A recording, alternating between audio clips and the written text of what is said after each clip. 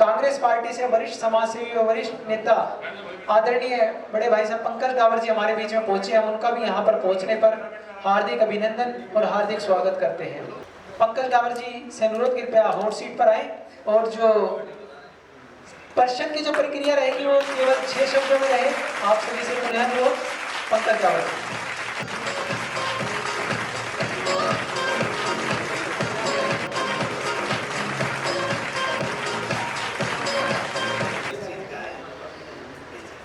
पंकज जी जाने जाते हैं कि अगर गुरुग्राम की जब बात की जाती है, कांग्रेस को लेकर बात की जाती है, तो ये इकलौते नेता हैं जो हर जगह पर मौजूद रहते हैं और लगातार जो है चर्चाओं में रहते हैं।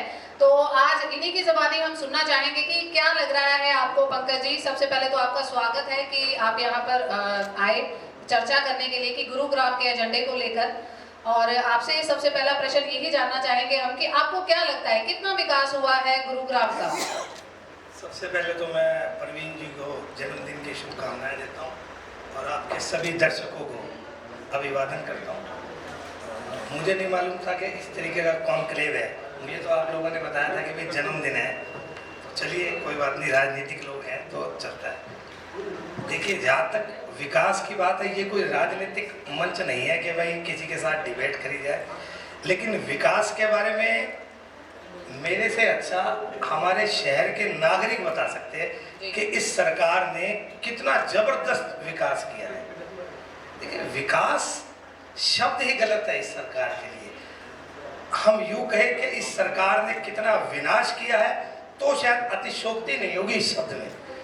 आप चारों तरफ अगर नजर घुमाइए, जिसको आप गुरुग्राम कह रहे हैं, हम तो गुड़गांव ही कहते हैं आज भी, पुराने गुड़गांव की बात करें, देखिए सरकार आती जाती रहती है, बदलती रहती है, वो कोई बड़ी बात नहीं, लेकिन सरकार की मंशा क्या होनी चाहिए? ईमानदारी, लोगों के काम होना। और एक शहर को, हम गुड़गांव की बात करें, आज हरियाणा या देश की बात नहीं करें, देश के प्रधानमंत्री हमारे माननीय मोदी जी हैं, आज हम उनकी बात करने के लिए नहीं, गुड़गांव एक उभरता, क्या आज के डेट में स्थापित होने के लिए लोग यहाँ पर आते हैं दूर दूर से कि भाई हम आज एक गर्व के साथ लोग कहते हैं कि गुड़गांव में नौकरी करने जा रहा हूँ। लेकिन आज मूलभूत सुविधाओं के लिए अगर शहर तरस रहा है तो ये एक दुर्भाग्य की बात है। 8 साल से भी ऊपर का समय हो गया है एक बस अड्डे के लिए और एक अस्पताल के लिए। आज जिस तरीके से भीख मांगनी पड़ रही है सरकार से, कोरोना का समय भगवान न करे कि दोबारा आए, जिसने अपनों को खोया वो दर्द बेहिसाब है। सरकार पूरे तरीके से नाकाम साबित हुई, खासकर कोरोना के टाइम में। उसके बावजूद भी अस्पताल की बात नहीं। अब 9 साल बाद अगर आप बिल्डिंग को तोड़ रहे हो और अस्पताल बना रहे हो तो कोई आसान नहीं। देखिए, अस्पताल सबकी जरूरत है, कोई पक्ष या विपक्ष की बात नहीं है। कोई आदमी हो, कोई भी हो, हर एक को बीमारी हो सकती है और इलाज के लिए हर आदमी के पास इतना पैसा नहीं है कि आप गरीबों की तरफ देखो। मैं आपको सच्चाई बता रहा हूँ, कोई राजनीतिक बात नहीं। जी। अभी 5-6 दिन पहले मैं एक ऐसी बस्ती में गया, किसी को मिलने के लिए गए तो पैदल जा रहे थे, गाड़ी नहीं जा पा रही थी। आप यकीन मानना, यहाँ जितने भी बैठे दिल रोता है। छोटे छोटे बच्चे घूम रहे हैं, इतना बुरा हाल है गंदगी का भी। मतलब ये नहीं पता कि सरकार है कौन। मूलभूत सुविधा को तो आप भूल जाओ, जीने के ही लाले पड़ रहे हैं। जो सरकार रोटी नहीं दे सकती, रोजगार नहीं दे सकती, आज क्या हालात है लोगों के, ये बीजेपी वाले खुद भी जानते हैं। ऐसा नहीं कि मैं कांग्रेसी हूं तो मुझे आलोचना ही करनी है, ऐसा कुछ नहीं है। लेकिन सच्चाई से अवगत और सच्चाई को जानना, इन दोनों चीजों में फर्क है। आप सच्चाई से मुंह नहीं मोड़ सकते। तो विकास की बात आप मेरे से ना ही करें तो बेहतर है। तो विनाश की बात करें, क्या विनाश हुआ है? चारों तरफ विनाश है जी। अस्पताल की बात करें, विनाशी है। आप बात करें एक बस अड्डा, ये अंतर्राज्यीय कितने तर्ज पे बस अड्डा है। राजीव चौक पे आज से 8 साल पहले जमीन एक्वायर करी, 4 दीवारी करा दी तुरंत कि भाई, हमने भी कहा भाई अब सरकार, तो मुझे लगता है कि एक आध साल एक ईंट भी नहीं लगी आज वहाँ पे, और नशेड़ियों का अड्डा बना पड़ा है। क्या हालात है। पीछे माइकल जी बैठे थे, अभी ये भी वहाँ गए थे, मुझे अच्छी तरह याद है। तो क्या हालात है। आप मेट्रो की बात कीजिए, पुराने गुड़गांव में कितने पिलर लग गए, एक भी पिलर अगर लगा हो तो बता दो आप, सिंगल एक भी पिलर लगाओ। अंडरपास कितने बने, बहुत अच्छे बने, हम ये नहीं कहते देखो जो काम अच्छे है तो अच्छे, अंडरपास बने, लेकिन क्या उनके अंदर लोग डूब के नहीं मरे? क्या सिस्टम नहीं है? देखिए फिर मैं वही कहता हूँ, जान की कीमत समझो, एक हो चाहे सो, जान जान है। अगर किसी की जान जाती है तो तकलीफ होती है उसके घर वालों को। नेता तो सिर्फ 2 मिनट के लिए श्रद्धांजलि दे सकते हैं, इससे ज्यादा कुछ नहीं कर सकता, लेकिन जिसका आदमी जाता है आप उससे दर्द समझो कि उन पे क्या बीतता है। उसके बाद क्या भाई सरकार ने जी हम क्या करें जी, पानी भर गया जी, आदमी डूब गया, अरे यार कितनी शर्म की बात है कि हमने क्या सिस्टम बनाया। कोई सरकार खुद वहां पे नहीं कर रही, काम तो अधिकारियों का है ना, या कोई मुख्यमंत्री खुदा के सड़क बनवा रहे हो, ऐसा नहीं है। लेकिन किस तरीके से प्रशासन को चलाया जाएगा ये इनके बस की बात मुझे लगता है कि नहीं है। तो कांग्रेस के बस की है ये चीज। इस बार लग रहा है कि राहुल गांधी जी की जो यात्रा है, बार बार कहा जा रहा है वो काफी अच्छी गई, तो क्या उसका कुछ असर गुरुग्राम के नगर निगम के चुनावों में होगा? देखिए राहुल गांधी जी की भारत जोड़ो यात्रा, आप एक चीज समझिए, एक आदमी महलों में रह सकता है, 3500 किलोमीटर की पैदल यात्रा क्यों कर रहा है? क्या जरूरत पड़ गई? किस लिए करा? इसीलिए करा आम लोगों के लिए कि आज जिस तरीके से देश चल रहा है, अर्थव्यवस्था का जो हालात है, देखिए हम हर चीज को धार्मिक उससे नहीं जोड़ सकते, कोई भी चीज हो।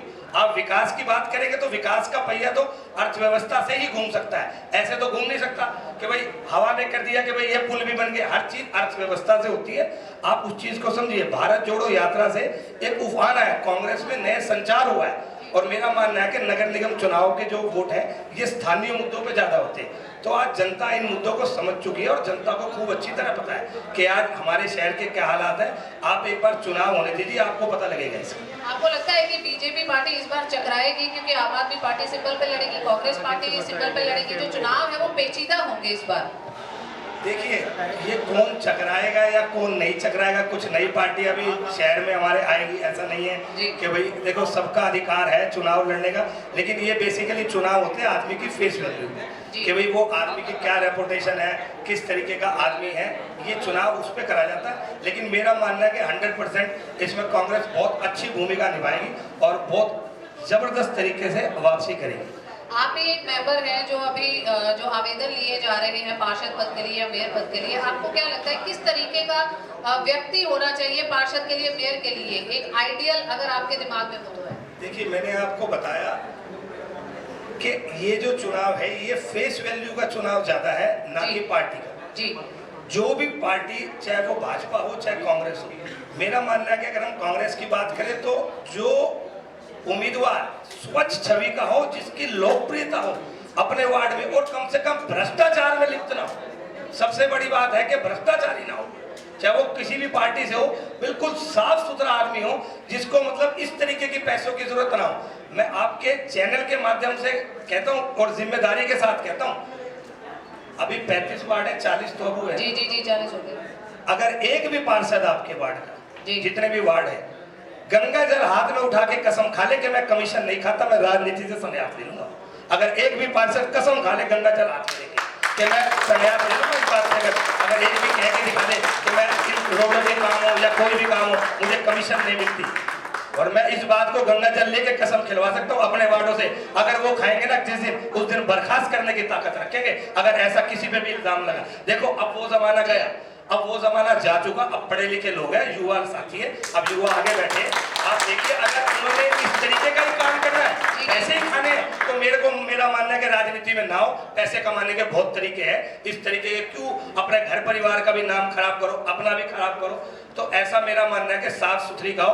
और जितने भी लोग बैठे ये भी दिल पे हाथ रख के बता दे, किसी भी सरकारी महकमे के अंदर अगर इनका भी काम, भाजपा वालों का भी अपने भाई है, कोई दुश्मन नहीं है मेरे, इनका खुद का काम भी अगर पैसे दे के ना होता तो एक भी बता दे जी मैं फ्री में कराता हूँ। अगर सीएलयू करानी हो, यहाँ तक कि सीएलयू तो बहुत दूर की बात है, मैं नहीं मानता कि छोटे नेता, क्योंकि ये सीएलयू के लफड़े में पड़ते ही नहीं है, क्योंकि इनका लेवल है कि भाई हमें अपने वार्ड का ध्यान रखना। लेकिन सच्चाई बता रहा हूँ मैं आपको, निगम के अंदर जितना भ्रष्टाचार है शायद हिंदुस्तान में किसी निगम में होगा जितना गुड़गांव निगम। हमारा एक कार्यक्रम चला था connecting Gurugram with anchor Manpreet, और आप सभी का बहुत प्यार मिला, और उसी के जो सर्वे हैं वो भी जब सामने आए तो लोगों को पता लगा कि उनके वार्ड से कौन कौन कैंडिडेट है। कई को तो ऐसे आए उनको पता ही नहीं था हमारे वार्ड के पार्षद कौन है। तो उसी में ही जिक्र बार बार हो रहा था नगर निगम का। तो नगर निगम के ऊपर जैसे आप पंकज जी बात कर रहे हैं, नगर निगम का जो है ऑफिस की जगह जो है वो तय है, सब कुछ है, पर निगम अभी भी किराए पर बैठा है, अपना ऑफिस उनके पास नहीं है।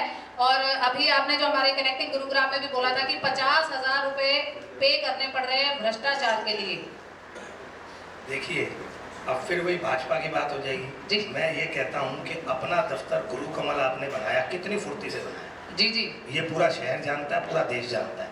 उतनी फुर्ती से आप एक आधा ऐसा भी बना दो, एक आधा अस्पताल तो बना दो यार।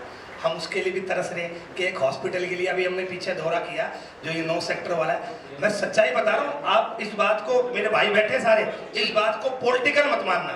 सच में दवाइयाँ नहीं है वहाँ पे, सच में 100% कह रहा हूँ, दवाइयाँ नहीं है। वहाँ लोग एक के पैर पे आप देखो चल नहीं पा रहा, इतना जबरदस्त जख्म था, लंगड़ा के चल रहा था। मैंने कहा भैया क्यों तकलीफ करी? कहने लगा कि बाबूजी पैसे नहीं है, दवाई। मैंने खुद दवाई वाले से उसकी पर्ची दी, मैंने कहा दवाई है, उसने कहा बाहर मेडिकल स्टोर पे मिलेगी। तो आप देखो, गरीब का दर्द नहीं समझ सकता ना। जो मैं सच्चाई कह रहा हूँ कि जो भी इंसान दूसरे का दर्द नहीं समझ सकता, उसको इस सीट पे रहने का कोई अधिकार नहीं। आप लोग भावी पार्षद हो, मैं आपसे भी गुजारिश करता हूं कि आप लोग दूसरे का दर्द समझो और खासकर भ्रष्टाचार में लिप्त ना हो। चाहे कुछ भी हो, बस किसी का मतलब नाजायज किसी के साथ ना हो। आज जो भाजपा नाजायज कर रही है, 100% नाजायज काम हो रहा है। देखो, भावुकता मैं मानता हूं कि राजनीति में नहीं है, लेकिन थोड़ी बहुत इंसानियत जरूर होनी चाहिए। आज इंसानियत मर चुकी है, इसको जिंदा करना जरूरी है। आप जिस भी उम्मीदवार को वोट दो, उसको अच्छी तरह ठोक बजा के करो, खाली पार्टी में ना जाओ। आप उम्मीदवार को भी जरूर देखिए। अभी हम वही जानना चाह रहे थे स्वाति जी कि हम क्वेश्चन लेना चाह रहे हैं कि कौन है जो क्वेश्चन पूछना चाहेंगे। पंकज जी नमस्कार, अपना परिचय दे दूं। मैं जनसेवक क्रांति पार्टी की महिला मोर्चा अध्यक्ष और पार्षद उम्मीदवार वार्ड 20 से, जो भी संभावित है। 15 वार्ड था मुझे। मेरा सवाल आपसे ये है, क्या आप एज ए कांग्रेस पार्टी या एज ए पंकज रावत, दोनों बातों को पूरक नहीं करते हुए मैं कहती हूँ कि जो एक मुहिम जनसेवक क्रांति पार्टी चंडीगढ़ से अनाउंस कर चुकी है, वोट वापसी अधिकार, that is right to recall, पार्षद और मेयर लेवल पे लागू होना चाहिए, क्या आप समर्थन देते हैं? 100% समर्थन। ताली बजा दीजिए इस बात को। 100%। अगर कोई पार्षद या कोई भी नेता, मैं तो कह रहा हूँ कोई भी नेता हो, चाहे एमएलए तक हो, चाहे मुख्यमंत्री तक हो, बदलने की ताकत जनता में होनी चाहिए। अगर बैठा सकता है तो उतार भी सकता है। तो गंगा जल की जरूरत नहीं पड़ेगी ना? नहीं, गंगा जल की जरूरत है। मैं उनकी कह रहा हूँ कि जो पार्षद है, अगर एक भी गंगा जल हाथ में लेके कह दे कि मैंने 5 साल के अंदर भ्रष्टाचार में लिप्त नहीं हूं, मैंने कमीशन 1 रुपया भी नहीं ली, तो मैं संन्यास ले लूंगा। अगर कोई गंगा जल सच में, देखो कोई झूठ तो कोई कुछ भी कह दे, लेकिन दिल से अगर कोई कह दे तो मैं संन्यास लेने के लिए तैयार हूँ। क्या ना यार, मैं पूछ सकता हूँ? जी जी जी, अंकित जी। डावर साहब नमस्कार। नमस्कार जी। एक छोटा सा सवाल है, जो आपने अभी बोला कि कांग्रेस वापसी करेगी, बहुत अच्छी बात है, आपका सोचना अच्छी बात है। क्या जो कांग्रेस से नेता गए थे भारतीय जनता पार्टी में, तो कांग्रेस आज तैयार होगी, क्योंकि नगर निगम चुनाव भी हैं और अगले 1 साल 2 साल में विधानसभा चुनाव भी हैं, तो भारतीय जनता पार्टी में जो कांग्रेस के नेता थे, क्या उनकी वापसी के लिए भी कांग्रेस तैयार है? देखो अलग साहब, आप राजनीतिक आदमी हो, इस तरीके के सवाल जो आप कर रहे हो, तो इसको व्यक्तिगत न लेते हुए ये अच्छा सवाल है। नहीं, यहाँ व्यक्तिगत तो सब कुछ भी नहीं है। यहाँ पर राजनीतिक चर्चा है। मैं भी राजनीतिक आदमी। देखो, घर वापसी होना या दूसरे घर में जाना, ये राजनीति में चलता है।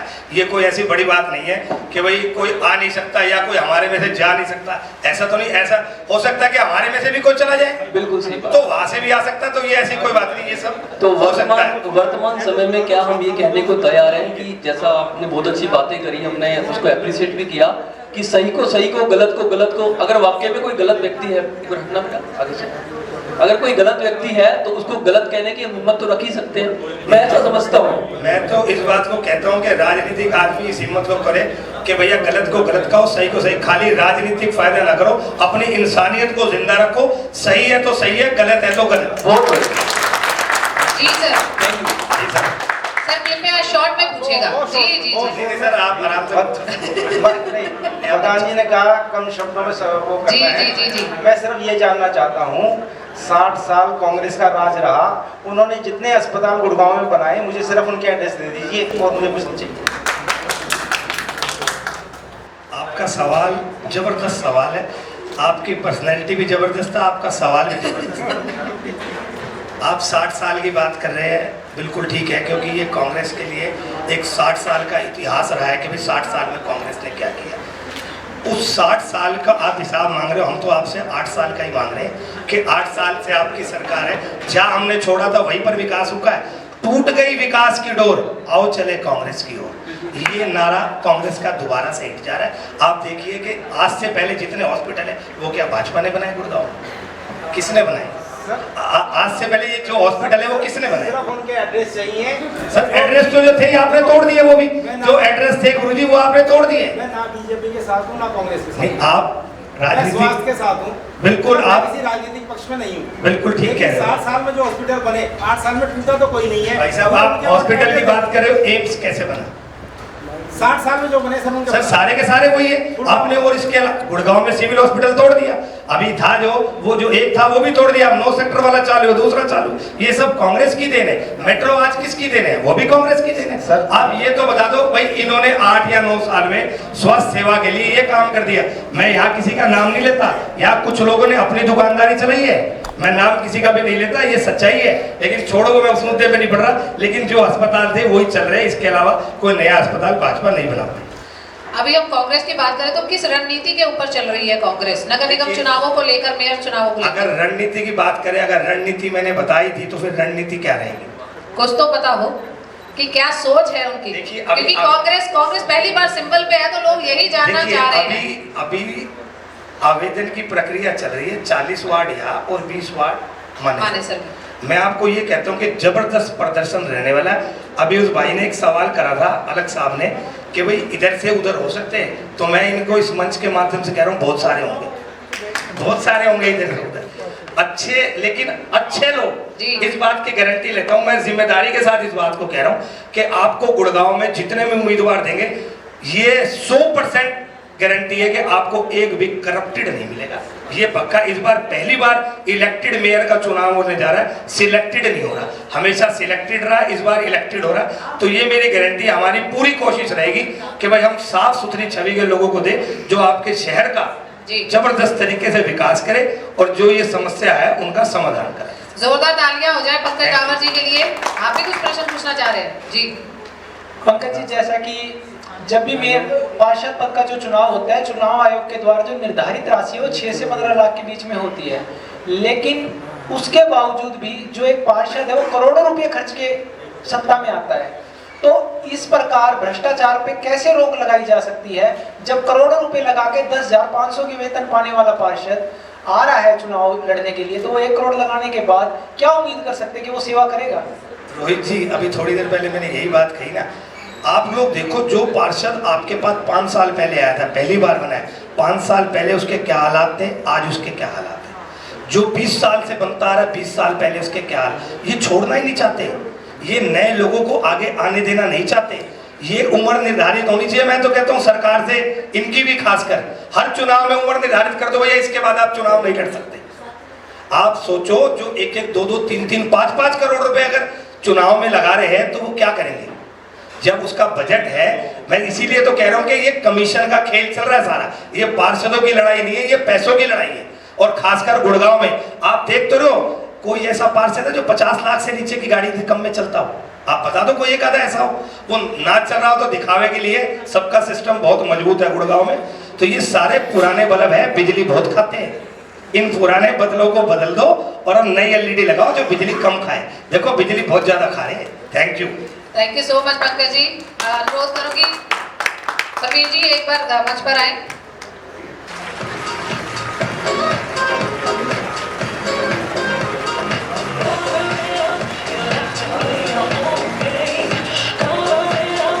कैमरा आ रहा है।